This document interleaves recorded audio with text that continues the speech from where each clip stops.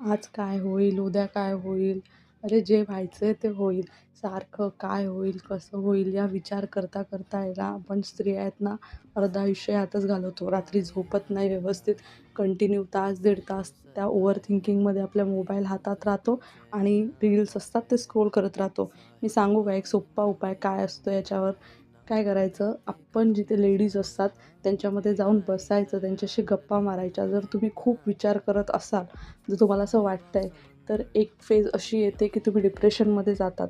आणि जर ते तुम्हाला अव्हॉइड करायचं असेल तर काय करायचं, खूप बोलायचं, इंटरॅक्शन वाढवायचं, पण स्वतः एकटं शांत बसून नाही राहायचं. जे तुम्हाला आवडतं ते करायचं.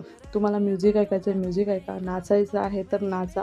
काहीतरी एखादा कोर्स, क्लास जॉइन करा. तिथे जा, तिथे डान्स करा. पण कंटिन्यू तासभर, दीड तासभर हे मोबाईल हातात घेऊन रील्स स्क्रोल करत बसू नका.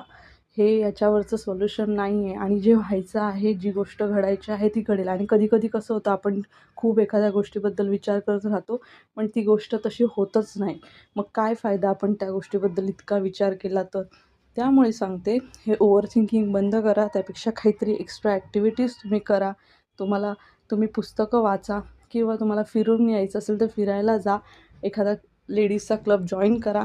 ह्या अशा गोष्टी तुम्ही करा. पण कंटिन्यू एकटात राहू नका, एकट्यात बसू नका. याच्याने डिप्रेशन वाढणार आहे. त्यामुळे असंच तुमच्याशी बोलावं वाटलं म्हणून बोलले. तर चला, माझंही हे रुटीन सगळं आजचं नेहमीचं झालेलं आहे आणि आपला नेहमीचा दिवस सुरू झालेला आहे. बिझी राहा, बिझी राहा. मी एकच सांगेल, बिझी राहा. आता एकटं राहून फायदा नाही. कारण एकटं राहणार तेवढंच आपल्याला डिप्रेशन येत राहणार आहे. त्याच्यामुळे बिझी राहा, फोनवर बोला, लग्नाला जा, कुठल्याही कार्याला जा, पण जा, फिरा. चलो.